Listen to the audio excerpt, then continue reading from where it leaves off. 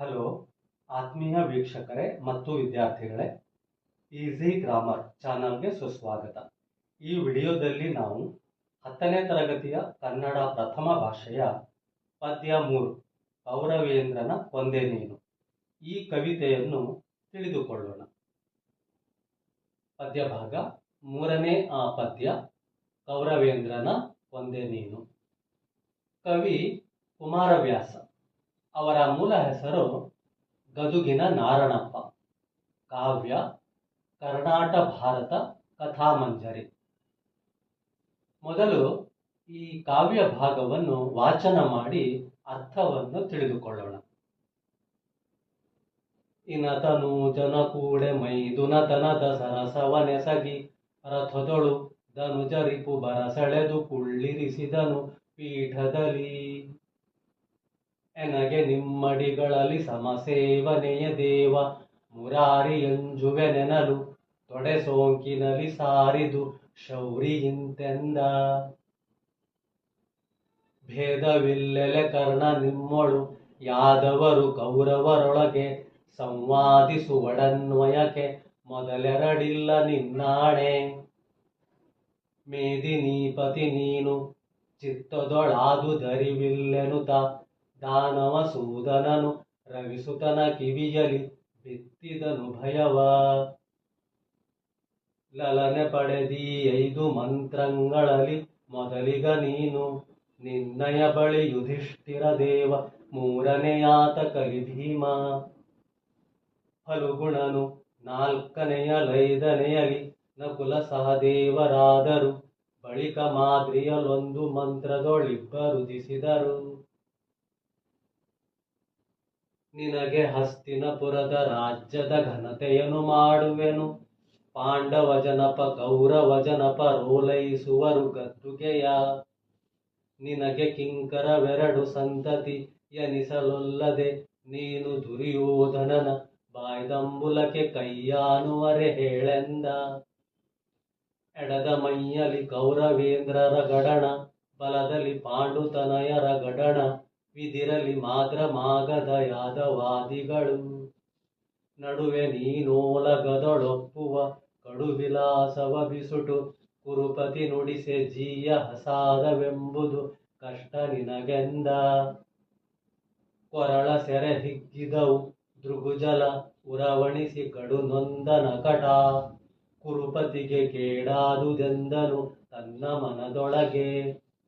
ಹರಿಯ ಹಗೆ ಹೊಗೆದೋರ ದುರುಹದೆ ಬರಿದೆ ಹೋಹುದೆ ತನ್ನ ವಂಶವನರುಹಿ ಕೊಂದನು ಹಲವು ಮಾತೇನೆಂದು ಚಿಂತಿಸಿದ. ಏನು ಹೇಳೈ ಕರ್ಣ ಚಿತ್ತಗ್ಲಾನಿ ಯಾವುದು ಮನಕ್ಕೆ ಕುಂತಿ ಸೂನುಗಳ ಬೆಸಕೈಸಿ ಕೊಂಬುದು ಸೇರದೆ ನಿನಗೆ. ಹಾನಿಯಿಲ್ಲೆನ್ನಾಣೆ ನುಡಿ ನುಡಿ ಮೌನವೇತಕ್ಕೆ ಮರುಳುತನ ಬೇಡಾನು ನಿನ್ನ ಪದೆಸೆಯ ಬಯಸುವನಲ್ಲ ಕೇಳೆಂದ. ಮರುಳು ಮಾಧವ ಮಹಿಯ ರಾಜ್ಯದ ಸಿರಿಗೆ ಸೋಲುವನಲ್ಲ ಕೌಂತೇಯರು ಸುಯೋಧನರೆನಗೆ ಬೆಸಕೈವಲ್ಲಿ ಮನವಿಲ್ಲ. ಹೊರೆದ ದಾತಾರಂಗೆ ಹಗೆವರ ಶಿರವನರಿದೊಪ್ಪಿಸುವೆ ನೆಂಬಿ ಭರದೊಳಿರ್ದೆನು ಕೌರವೇಂದ್ರನ ಕೊಂದೆ ನೀನೆಂದ. ವೀರ ಕೌರವರಾಯನೇ ದಾತಾರ ನಾಥನ ಹಗೆಯೇ ಹಗೆ ಕೈವಾರವೇ ಕೈವಾರ ವಾದಂತಹೆನು ಕುರು ನೃಪತಿ. ಶೌರಿ ಕೇಳೈ ನಾಳೆ ಸಮರದ ಸಾರದಲ್ಲಿ ತೋರುವೆನು ನಿಜ ಭುಜ ಶೌರ್ಯದ ಸಂಪನ್ನತನವನು ಪಾಂಡುತನಯರಲಿ. ಮಾರಿಗೌತಣವಾಯ್ತು ನಾಳಿನ ಭಾರತವು ಚತುರಂಗ ಬಲದಲ್ಲಿ ಕೌರವನರುಣ ಹಿಂಗೆ ರಣದಲ್ಲಿ ಸುಭಟ ಕೋಟಿಯನು. ತೀರಿಸಿಯ ಪತಿಯವಸರಕ್ಕೆ ಶರೀರವನು ನೂಕುವೆನು ನಿನ್ನಯ ವೀರರೈವರ ನೋಯಿಸೆನು ರಾಜೀವ ಸಖನಾಣೆ. ಓಕೆ ವಿದ್ಯಾರ್ಥಿಗಳೇ, ಈಗ ಈ ಕಾವ್ಯ ಭಾಗದ ಸಂಕ್ಷಿಪ್ತ ಪ್ರಶ್ನೋತ್ತರಗಳು ಮತ್ತು ವ್ಯಾಕರಣಾಂಶಗಳ ಬಗ್ಗೆ ತಿಳಿದುಕೊಳ್ಳೋಣ. ಅಭ್ಯಾಸ. ಮುಖ್ಯ ಪ್ರಶ್ನೆ ಅ. ಕೊಟ್ಟಿರುವ ಪ್ರಶ್ನೆಗಳಿಗೆ ಒಂದು ವಾಕ್ಯದಲ್ಲಿ ಉತ್ತರಿಸಿ. 1. ಶ್ರೀಕೃಷ್ಣನು ಕರ್ಣನನ್ನು ರಥದಲ್ಲಿ ಹೇಗೆ ಕೂರಿಸಿಕೊಂಡನು? ಉತ್ತರ: ಶ್ರೀಕೃಷ್ಣನು ಕರ್ಣನಿಗೆ ಮೈದುನತನದ ಪ್ರೀತಿಯ ಮಾತುಗಳನ್ನು ಆಡಿ ಆತ್ಮೀಯವಾಗಿ ಕೈ ಹಿಡಿದು ಬರಮಾಡಿಕೊಂಡು ತನ್ನ ರಥದ ಪೀಠದಲ್ಲಿ ಕೂರಿಸಿಕೊಂಡನು. 2. ಕುಮಾರವ್ಯಾಸನ ಆರಾಧ್ಯ ದೈವ ಯಾರು?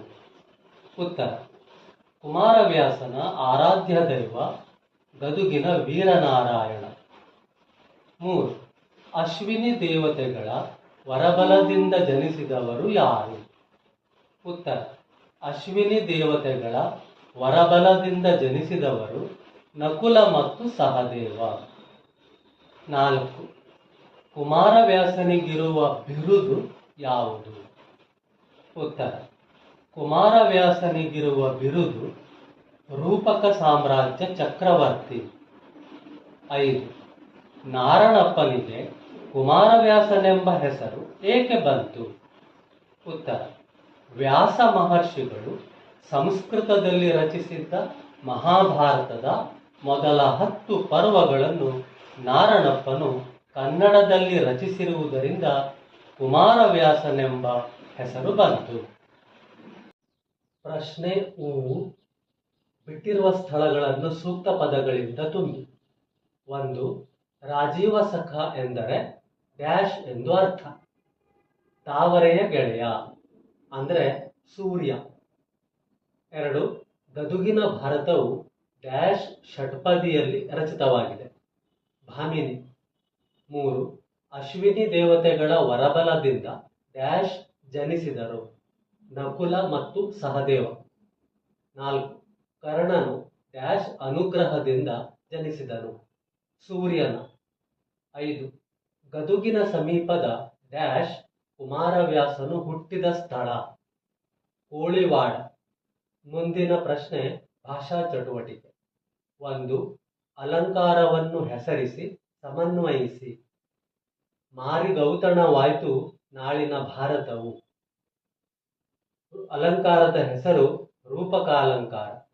ಉಪಮೇಯ ಭಾರತ ಯುದ್ಧ. ಉಪಮಾನ ಮಾರಿಯ ಔತಣ.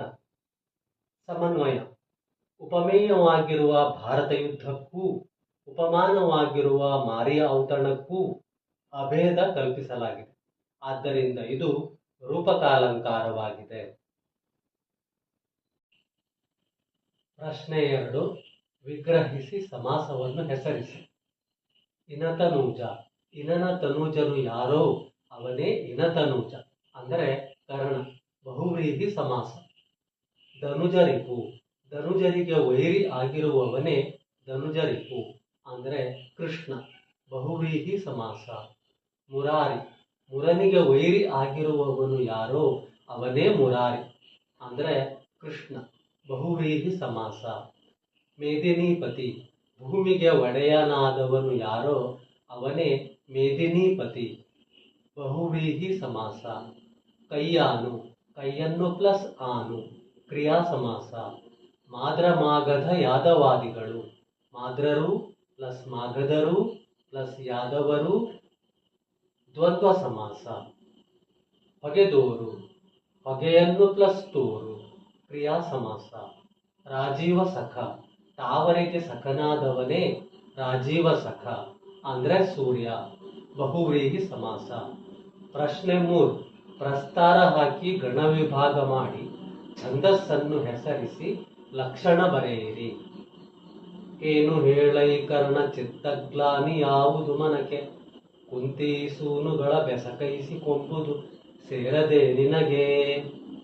ಇಲ್ಲಿ 3, 4, 3, 4 ಮಾತ್ರೆಗಳ ಎರಡೆರಡು ಗಣಗಳನ್ನು ಮಾಡಲಾಗಿದೆ.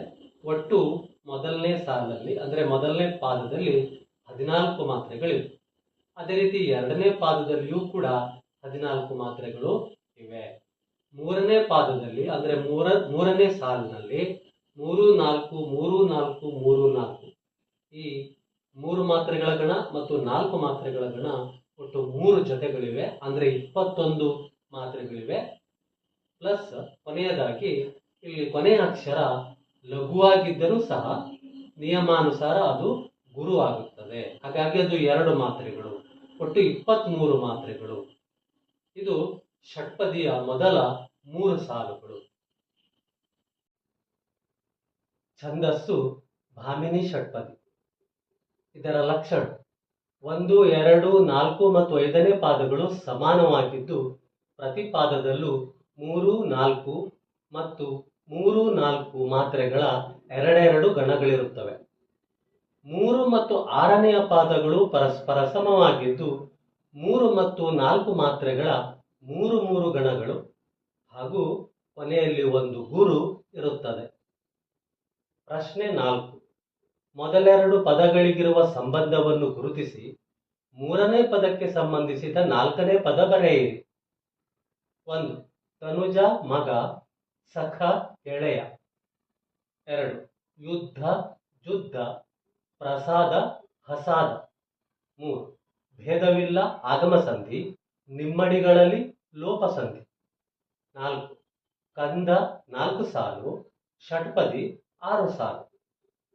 ಓಕೆ ಆತ್ಮೀಯ ವೀಕ್ಷಕರೇ ಮತ್ತು ವಿದ್ಯಾರ್ಥಿಗಳೇ, ಇಲ್ಲಿಗೆ ಈ ಕಾವ್ಯ ಭಾಗದ ಸಂಕ್ಷಿಪ್ತ ಪ್ರಶ್ನೋತ್ತರಗಳು ಮತ್ತು ವ್ಯಾಕರಣಾಂಶಗಳು ಮುಗಿದಿವೆ. ಧನ್ಯವಾದಗಳು. ಬಾಯ್.